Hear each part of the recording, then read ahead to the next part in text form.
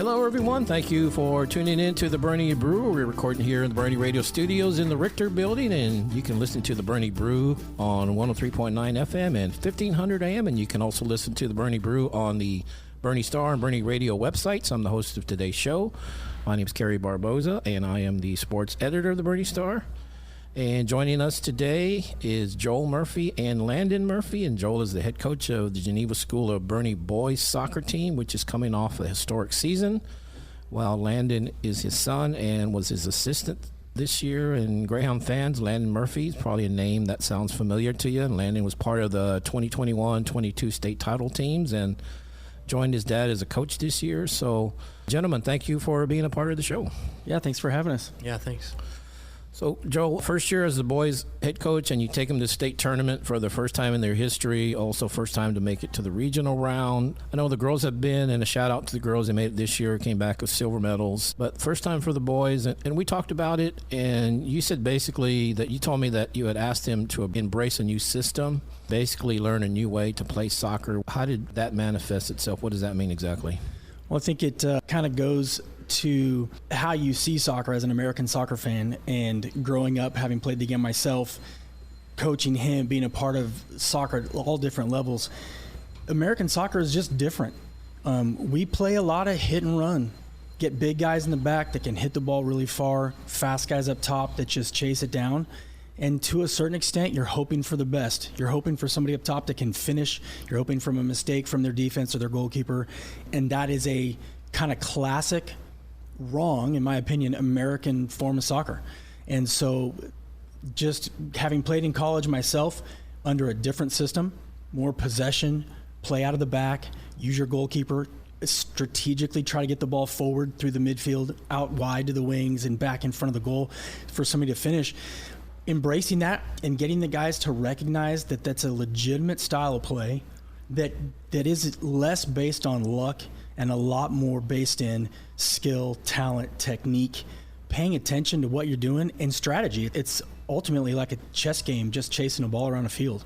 And from my experience, what I knew of Geneva, I had heard that it was a lot of just hit and run, and hope for the best. And then you can't really develop any sense of accomplishment or progress in that model. And so it was going back to the basics. We started in August, and we asked the boys to come out 2 mornings a week from 6 to 7:30, Tuesdays and Thursdays, which a large amount of them did. And we started with the basics, passing. I mean, we just preached from the very beginning. First touch. In soccer, your first touch is everything, because everything that happens after that is only as good or as productive as your first touch is. If you can't keep the ball at your feet and go the direction you want, you're not going to be successful. And so we just asked the boys to embrace this ideology. Let's go back to the basics and learn how to pass the ball back and forth to each other. And the boys, they did it. They did everything we asked them. So when you said that to them the very first time, did they kind of deer in the headlight look? Like, what do you mean? How was the reception? How did all the changes go? Yeah, I mean, I would say that was probably accurate. We met them in the gym when they announced us to the boys that were going to come out. Hey, these are the new coaches. And I do know a handful of them through church and other avenues. But, yeah, there were some blank stares for sure. I mean, we had a kid on our team this year that had never played the game before and decided he wanted to play a sport in high school before he graduated. He honestly made the largest growth movements forward, because he didn't have any polluted background or corrupted background. He didn't have to unlearn things. He didn't have to unlearn anything. He just took the information that we gave him, and if that's how you want me to, okay, I'll stand this way. I'll put my foot like this. I'll pass the ball like that. Yeah, so it worked. So as far as you mentioned the way American soccer is played, is that why America struggles kind of on the world stage, do you think? Yeah, I mean, Landon can attest to this, having spent the last couple of years playing in England. The game here, there's a lack of culture in our game. And if you look at the guys in the national team program, really at almost any age, the only ones that are truly successful are the ones that are playing overseas.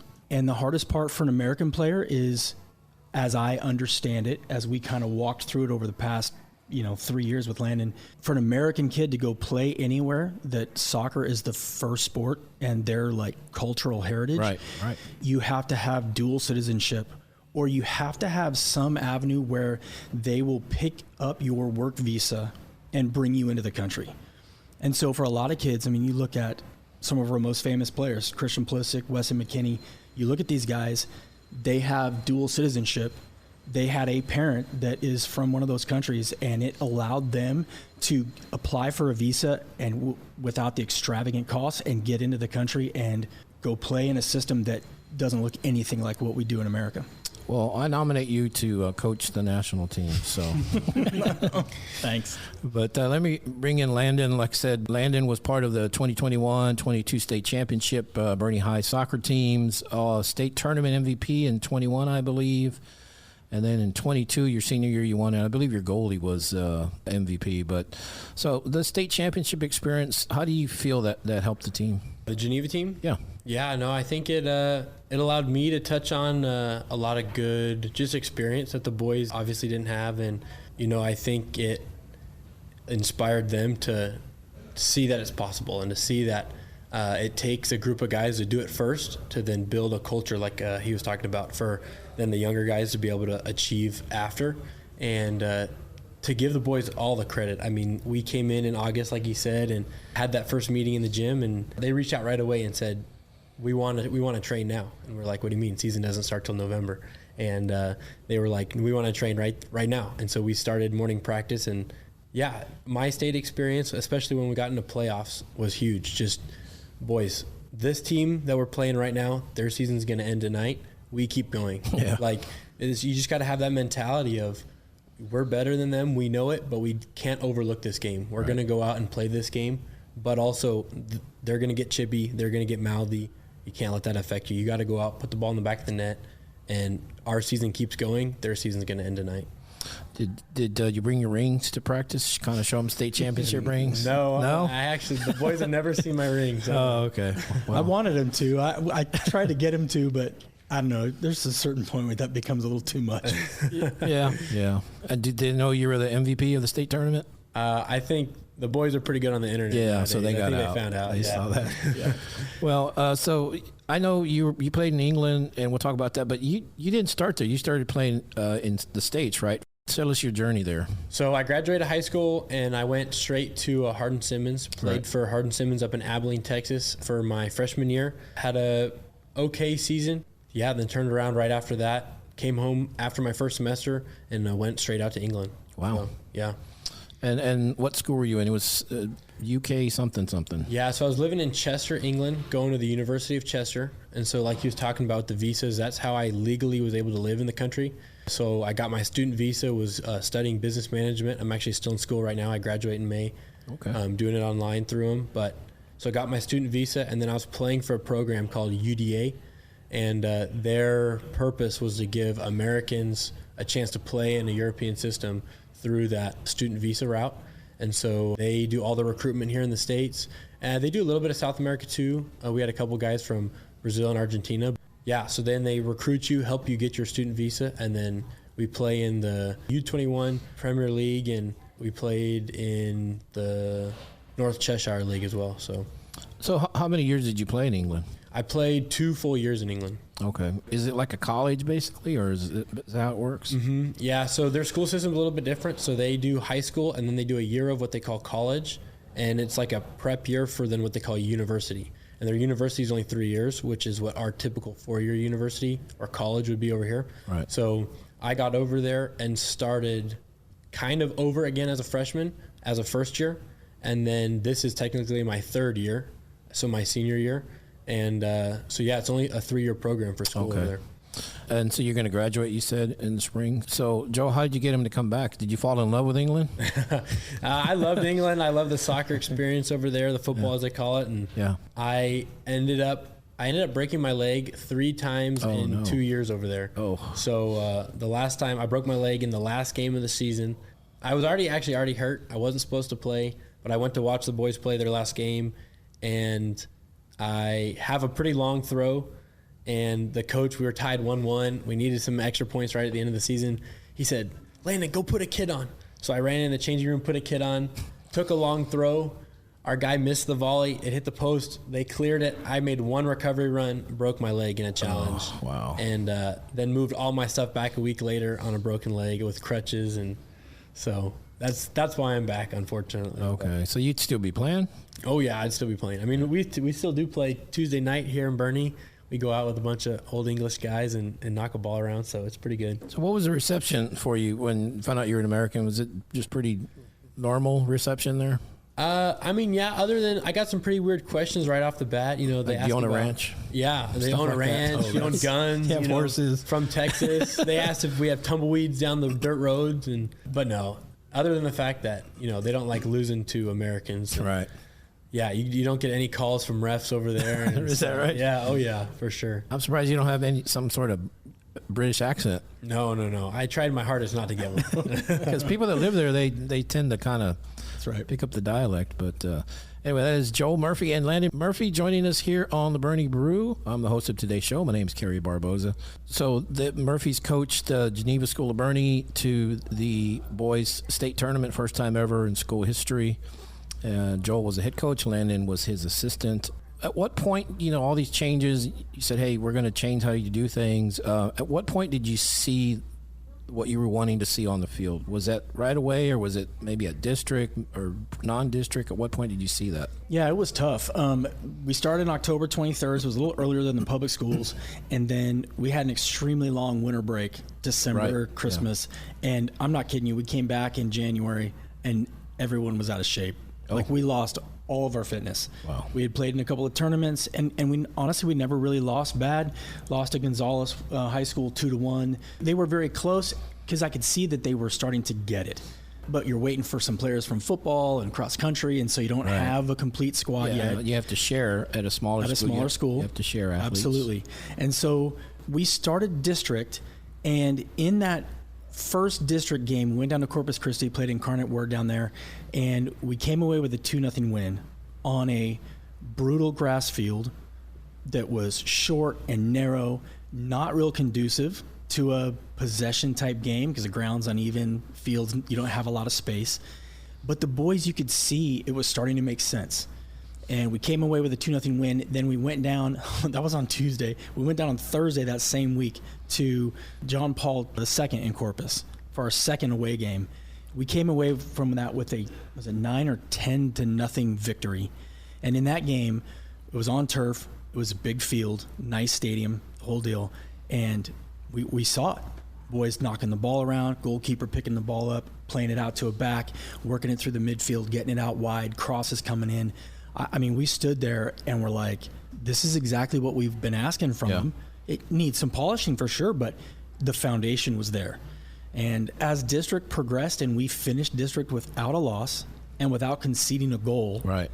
you just knew every game got stronger and stronger and stronger. And we had one of our home games, it was towards the end of district, we had a 12 or 13 consecutive pass sequence that resulted in a goal that started in the back, worked its way from one side to the other, back across into the midfield, out wide, up the field, cross comes in, ball ends up in the net. And I turned to him and I'm like, that's as good as it gets. That's exactly what we're asking for. And the boys really started to see it and latch on to just the position, the movement on the ball, movement off the ball, what to expect in certain situations. They honestly, I don't want to say they overachieved because that would be counting some of it as accidental or lucky. Right. No, the boys achieved every bit of what they were capable of. It was just a matter of finding a way to get it out of them and bring it out of them. Well, you mentioned district play. You guys go 8-0. You outscored your opponents 45-0 during district play. Mm-hmm. So at that point, did you think, we can get there? Because I don't know what the furthest the Geneva team had been, but they hadn't been to the regional finals before. So right. Second round, maybe third round. Second round, yeah. Yeah. So did you think, we're going to make history. This is possible. We can do this. At what point was that starting to sink into your head? Well, you have to be careful, right? Because sure, Landon's junior year, getting to state was one of those things where every playoff game was like a nail biter, and it was as a parent on the sideline watching. Maybe not for him on the field, but it was, and as you go further, the games get tighter and tighter. I looked at that playoffs for us. We got a bye in the first round. In the district round, we got a bye. Right. Well, honestly, that to me, I'd rather play a district game, because in playoffs, ideally, every game is against a stronger opponent. And if you skip around, look at, the NCAA Final Four or whatever, the playoffs for football, right? Division I. Right. 3 of the 4 teams that got a bye in the first round lost in their first game, right? And so that mindset of consistency, there's no time gap between games. Right. So you start looking at that first playoff game and you go, okay, we're going to train hard, and we set the week up ahead of time. Recovery, train hard, little recovery, train hard again. So we go in not having dropped mentality-wise. But yeah, just thinking these boys are capable. And I'll tell you, the best game they played all year was the regional final down at Comalander. It was just beautiful to watch. The ball was whipping around the field. We used the space. We forced our opponent into a first 10-minute change. I think it was 7 minutes in, they made their first change in the back because they couldn't keep up with what we were doing. Yeah. And we were never really under pressure in that game. And but then I knew going to state, it's going to be a game changer, right? We were up here and we were playing teams that were technically and skill-wise below us, organizationally below us. And then going to state, you're at least on par. Different ball game. Yeah. Different ball game. Yeah. And yeah. Yeah, and ironically, you played at State British International School of Houston. So that's right. And they ended up winning the whole thing. Were they playing the way you're supposed to play, the way y'all see it? Yeah, Landon, I'll let you answer that. But yeah, they definitely did. Yeah, for sure. They played the exact way we've been communicating to the boys all season, and it was so good for our boys, our juniors, which make up the majority of our team, our juniors, to be able to see how they played and how fast they played and how physical they played and how smart they played too. They had a little kid in the middle. He was probably 5 foot tall, and our boys didn't touch him one time. In the final, he didn't get touched one time. He would come in, receive the ball, play it immediately. 2-touch max, and that was the instruction for our boys is, I can't tell you how many times, and the boys will laugh if they hear this, me say it again, but get the ball, you give it.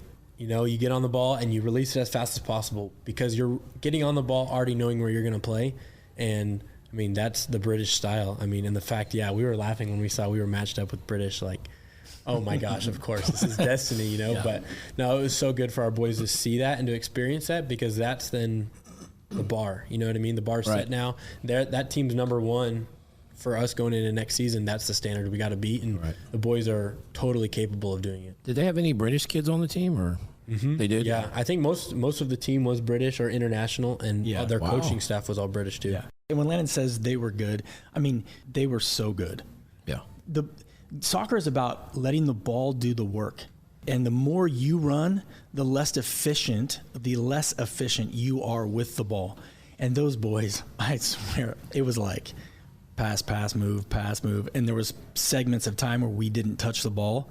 They didn't necessarily come into our end, deep into our end, but they moved the ball. That's controlling the game. Yeah. And how do you wrestle that back, right? They did to us what we did to New Braunfels in the regional final. Okay. Yeah. So, wow. So they were very deserving. Yeah. I want to give credit to our boys too.